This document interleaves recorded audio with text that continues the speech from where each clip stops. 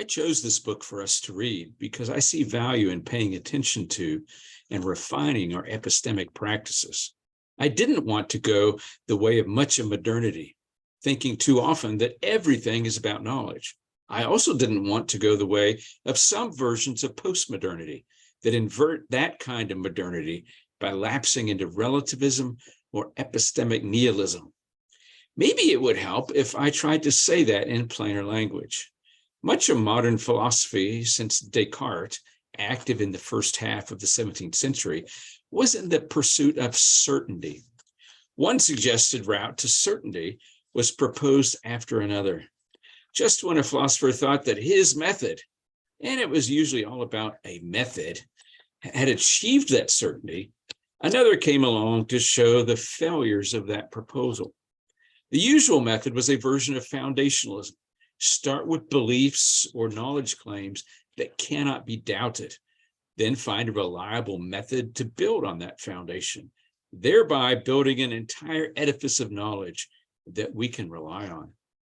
Eventually, philosophers started getting jaded about the foundationalist quest for certainty. Some, and these are well represented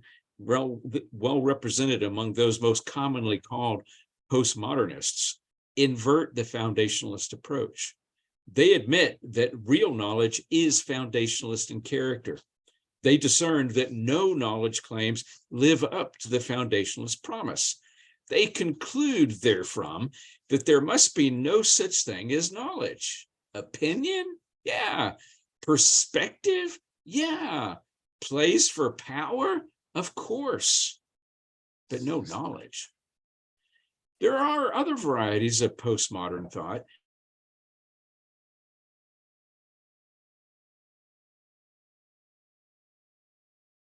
Foundationalism. They even admit that the quest for absolute certainty is misguided. The difference is that they refuse the initial assumption that real knowledge must fit the foundationalist model. Once that model is rejected, they seek ways to find real knowledge by other means. We didn't get into that all that much in this course.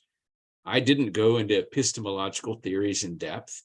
If you want to get into those things more, let me know and I'll give you some suggestions for books to read. This book by King is designed to profit ordinary people, regardless of their academic discipline. The strategies and tools he offers are of use in our professional, disciplinary, social, familial, and personal lives. They will help us think, know, and understand well together. I hope you've benefited and will continue to benefit from what you've found here, and that you don't just take it as something you can safely put behind you once you've finished with the course. King starts this last chapter with consideration of a plan for growth and intellectual virtue. The form of his consideration applies to most every purposive area of life. He says, any good plan for growing in intellectual virtue involves 1, a clear understanding of intellectual virtue, 2, an accurate assessment of our current intellectual character, and 3, a plan for moving from our current state in the direction we want to go. Here's a more generalized way that we can take it. A clear understanding of where we're going, accurate knowledge of where we are now, a plan how to get from where we are to where we're going. I frequently heard people talk about something they call a moral compass.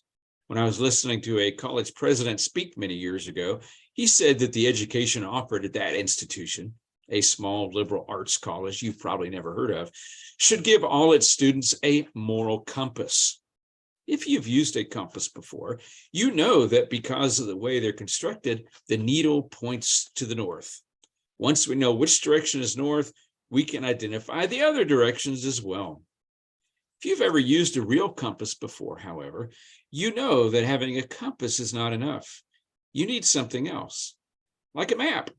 Once we have a map, the compass becomes more useful. We can see what there is in each direction.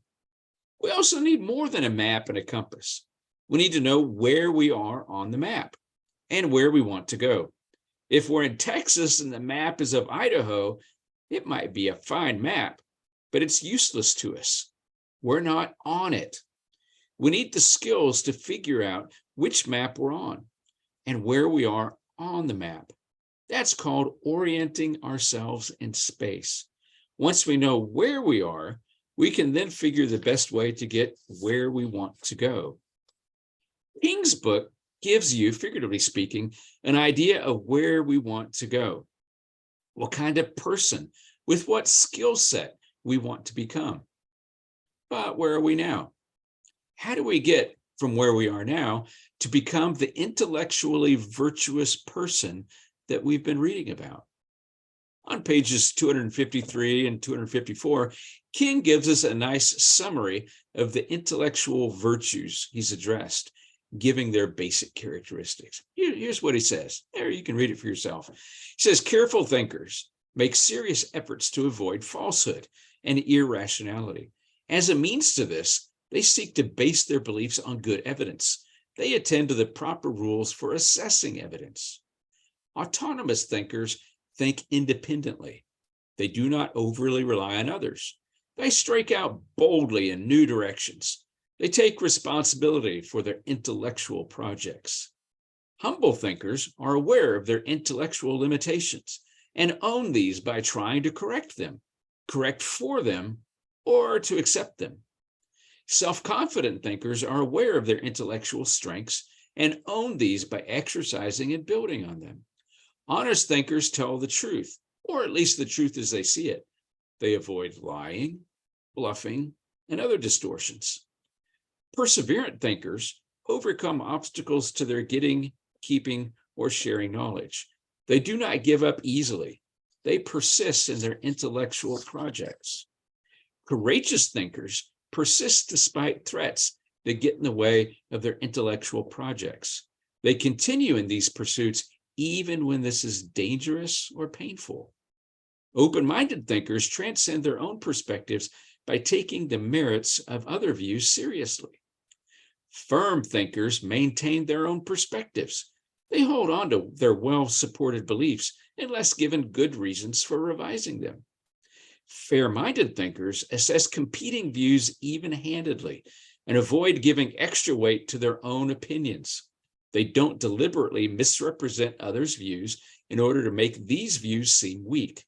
They don't easily attribute bad motives or a lack of intelligence or character to others.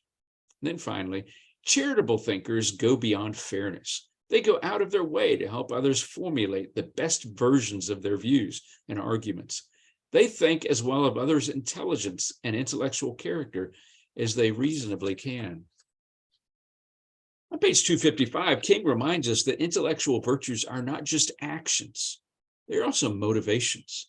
He notes that people who are intellectually virtuous believe, and here's what he says, they believe that truth, knowledge, and understanding are valuable.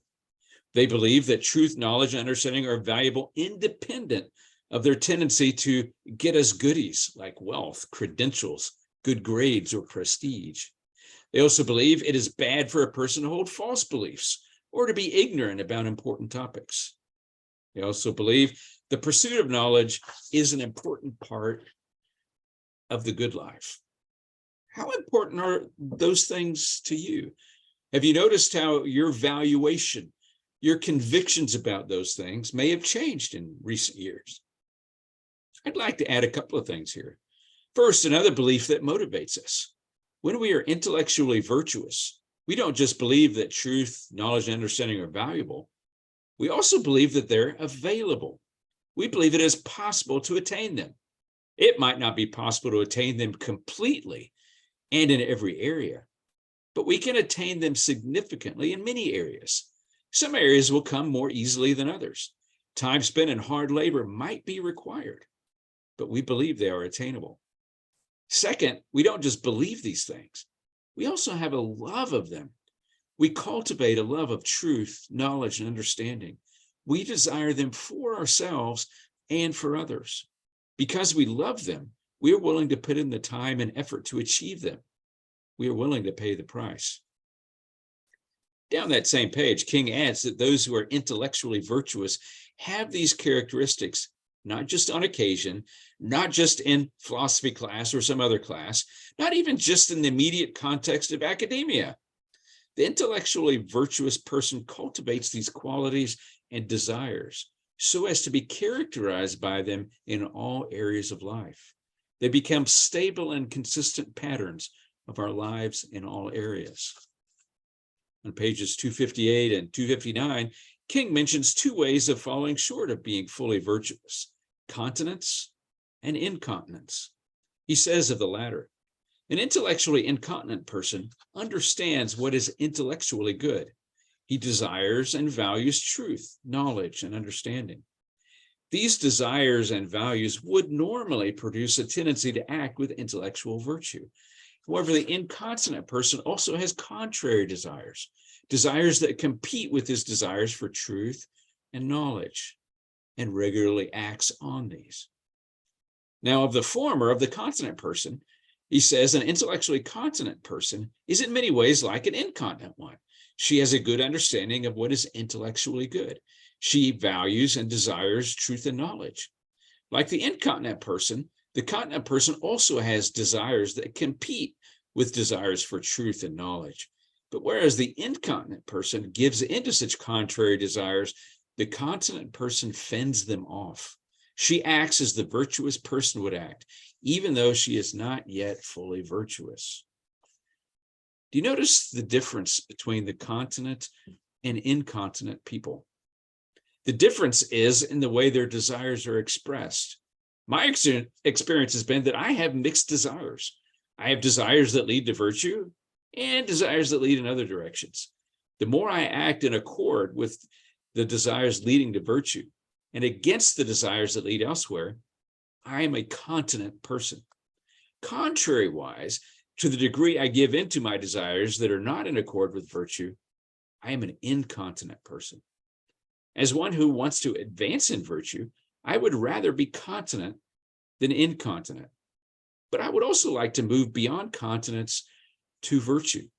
I would like for my desires that are contrary to virtue to be replaced with desires conducive to virtue. Thus far, we have explored our destination, that is, most of the book, and started finding some tools to identify our current location relative to that destination. In these last few pages, King offers some suggestions on how we make that journey. King gives us a quotation from Ludwig Wittgenstein on page 261. Wittgenstein was an interesting fellow. From Austria, he spent most of his academic career in England. Those familiar with his work break it down into two periods, commonly called the early Wittgenstein and the later Wittgenstein. The main work of his earlier period is the Tractatus Logico-Philosophicus, often just called the Tractatus. This is a fine work as a sort of reductio ad absurdum of modern epistemology. The best-known work of his later period, a book published posthumously, is his Philosophical Investigations. This work, as well as his On Certainty, are better understood as postmodern in orientation. The variety of postmodernism expressed in them is what Nancy Murphy calls Anglo-American postmodernity. Check him out sometime. The Wittgenstein quotation King gives us is the claim that the limits of my language mean the limits of my world. If we are going to attend to this as Wittgenstein intended, then we'd have to sit and think about that claim. We'd have to hold it in our mind and do the intellectual equivalent of a cow chewing her cud. King's interpretation is that if we understand what intellectual virtues and vices are, we will be well positioned to recognize them when we see them. And this can be a great help as we pursue them because it clarifies our goal. We also need to pay attention to our motives as we seek intellectual virtue. Here are three suggestions King makes toward that end. First, we imagine what the practical benefits of being intellectually virtuous can be. Second, we learn to value knowledge for its own sake. That is, we pursue it as an intrinsic good, something good in itself, not just an extrinsic good, That is, something that is good because of what it gets us other than itself. Third, we develop habits that lead us to become increasingly aware of our ignorance. Now, ignorance is a part of life. The more we expose ourselves to questions and challenges that bring our ignorance to light, the more likely we become to want to do something about this. This can be painful, especially if we're in environments where people expect us to know things or to have definitive answers. There's a final aid to developing intellectual virtue that King mentions. It's the fact that virtues are developed in community. Not only don't we have to become virtuous alone, but by their nature, we cannot do it. We need friends who model virtues and pursue them with us. King notes that friends will hold us accountable. They'll give us feedback. Those are surely benefits of having friends in our quest.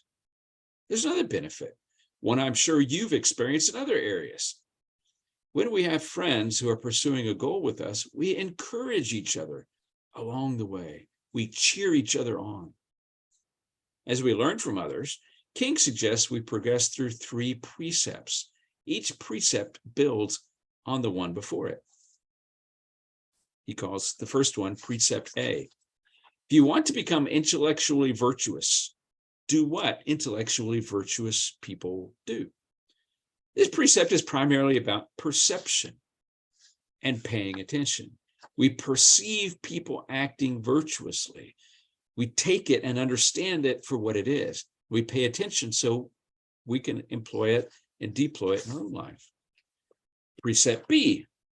If you want to become intellectually virtuous, do what intellectually virtuous people do in their pursuit of truth, knowledge, and understanding.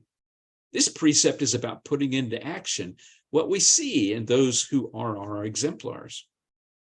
And then there's Precept C. If you want to become intellectually virtuous, do what intellectually virtuous people do in their pursuit of truth, knowledge, and understanding, and do so in ways that befit your current training, abilities, circumstances, and vocation. This precept adds the dimension of understanding where we now are and what our current standing is vis-a-vis virtue. We recognize that increase in virtue is a whole life phenomenon. Do you have friends and mentors that are on the journey of virtue? Do you have role models who are showing you the way? What about other directions? Are you aware of others, perhaps fellow students, family, friends, family members, or coworkers who look to you as a role model? When I consider the people who are watching me and what I do, it gives me added desire to increase my own practice of virtue.